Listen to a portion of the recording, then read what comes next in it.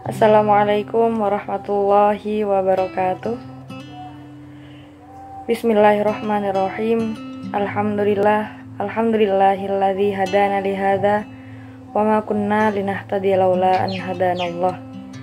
Innal hamdalillah nahmaduhu wa nasta'inuhu wa nastaghfiruhu wa na'udzu billahi min syururi anfusina wa min sayyiati a'malina.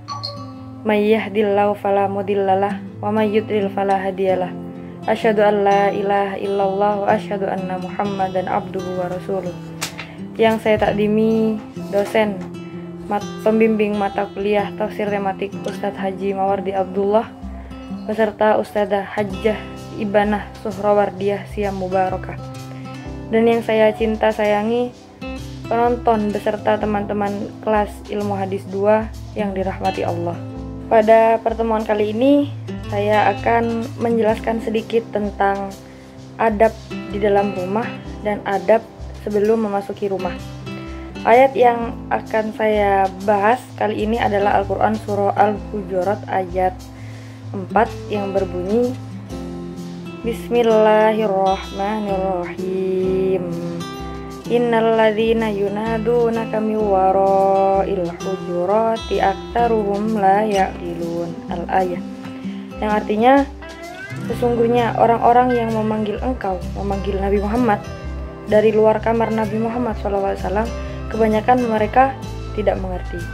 Munasabah dari ayat ini, ayat Al-Hujurat ayat 4, yaitu pada ayat-ayat yang lalu atau pada ayat-ayat sebelumnya Allah melarang kaum mukminin mengemukakan pendapat secara tergesa-gesa sebelum meneliti lebih dahulu firman Allah dalam Al-Quran dan sabda Nabi Muhammad SAW dalam hadis. Allah kemudian juga melarang meninggikan suara atau berteriak lebih dari suara Nabi Muhammad serta memuji orang-orang yang merendahkan suaranya di sisi beliau. Pada ayat-ayat berikut Allah mencela orang-orang yang secara tidak sopan memanggil Nabi Muhammad SAW, memanggil Rasulullah yang sedang beristirahat di kamar keluarganya yang terletak di samping Masjid Madinah. Kosakata dari ayat ini yang pertama yaitu Al-Hujurat adalah bentuk jamak dari Al-Hujurat, artinya kamar-kamar. Asal kata yaitu hajimro, hajaro, artinya mencegah, menahan, dan meliputi. Akal disebut juga al-hajar karena akal bisa mencegah manusia dari melakukan perbuatan yang tidak layak. Sama halnya batu. Batu dalam bahasa Arab disebut al-hajar karena kerasnya yang bisa mencegah dirinya dari hantaman dan serangan dari luar batu, dari luar dirinya. Kamar disebut al-hujurat karena kamar bisa menjaga penghuninya dari udara, dari hal-hal lain. Begitu juga kamar bisa meliputi penghuni dari segala arah.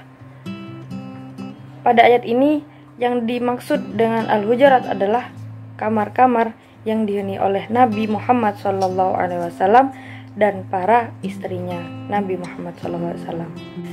Tafsir dari ayat ini, dalam ayat ini Allah memberikan pelajaran kesopanan dan tata krama dalam menghadapi Rasulullah SAW, terutama dalam mengadakan percakapan dengan beliau.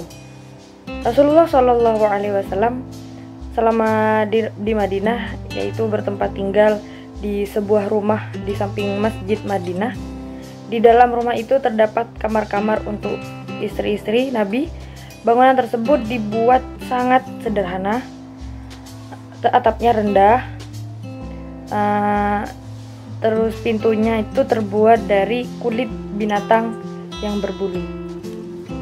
Pada suatu kisah yang diriwayatkan oleh Ibnu Jarir dari Zaid bin Arqam bahwa sekumpulan orang-orang Badui berkata kepada kawan-kawannya, "Marilah kita menemui laki-laki itu. Laki-laki itu Nabi Muhammad. Apabila ia benar-benar seorang nabi, maka kita dan dialah orang yang paling bahagia. Dan jika ia seorang raja, maka kita pun akan beruntung dapat hidup di sampingnya." Maka datang Zaid bin Arqam kepada Rasulullah SAW untuk menyampaikan hal tersebut. Lalu mereka datang beramai-ramai. Para kaum Barqo itu menemui beliau yang kebetulan sedang berada di kamar salah seorang istrinya. Mereka memanggil dengan suara yang lantang sekali, "Ya Muhammad, ya Muhammad, keluarlah dari kamarmu untuk berjumpa dengan kami, karena pujian kami sangat indah dan celaan kami sangat menusuk perasaan." Lalu Nabi Muhammad keluar dari kamar istrinya untuk menemui mereka, dan turunlah ayat ini. Menurut Qatadah, rombongan ini dari kabilah Bani Tamim yang jumlahnya sebanyak sekitar 70 orang. Mereka berkata, "Kami ini dari Bani Tamim. Kami datang ke sini membawa punjaga-punjaga kami dalam bidang syair dan pidato untuk bertanding dengan penyair-penyair Nabi." Kemudian Nabi menjawab, "Kami tidak diutus untuk mengemukakan syair, dan kami tidak diutus untuk memperlihatkan kesombongan. Tetapi bila kamu mau mencoba, boleh kemukakan syairmu itu." Maka tampillah seorang pemuda dari Bani Tamim tersebut membangga-banggakan kaumnya dengan berbagai keutamaan. Kemudian karena hal tersebut, Nabi Muhammad SAW menampilkan Hasan bin Sabit untuk menjawab syair mereka, dan ternyata Hasan dapat menundukkan mereka semuanya. Setelah mereka mengakui keunggulan Hasan, mereka lalu mendekati Rasulullah SAW dan mengucapkan 2 kalimat syahadat sekaligus masuk Islam. Dengan kebijaksanaan Nabi Muhammad dalam menghadapi Bani Tamim yang tidak sopan itu akhirnya berkesudahan dengan baik. Sebelum pulang, mereka lebih dahulu telah mendapat petunjuk tentang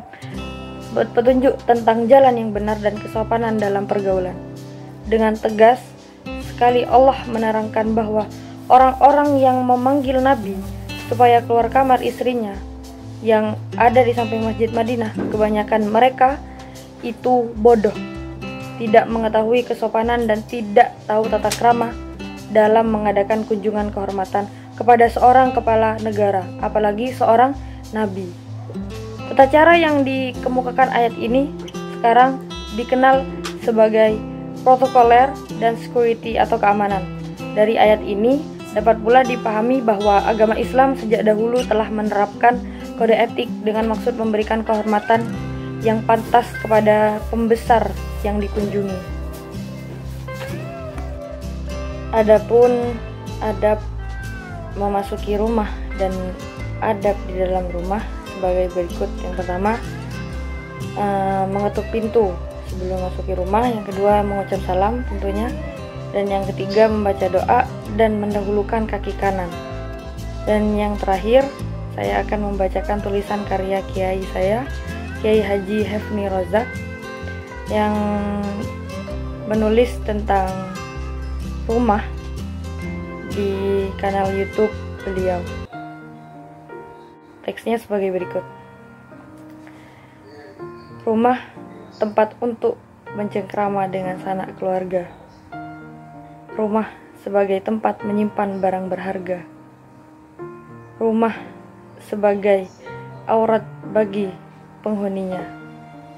Rumah sebagai tempat yang privasi di antara tempat-tempat lainnya.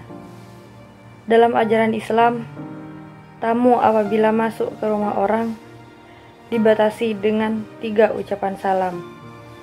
Apabila tidak ada yang menjawab, maka dianjurkan untuk pulang. Ketika bertamu apabila pintu terbuka, tidak diperkenankan memanggil salam di depan pintunya, karena dikhawatirkan terlihat penghuni di dalam rumahnya. Dan terakhir, rumah sebagai tempat yang sangat privasi, maka hindari untuk masuk tanpa seizinnya. Wabillahi taufiq wal hidayah, waridho wal inayah. Semoga bermanfaat apa yang telah saya sampaikan dari awal sampai akhir. Akhirul kalam, assalamualaikum warahmatullahi ta'ala wabarakatuh.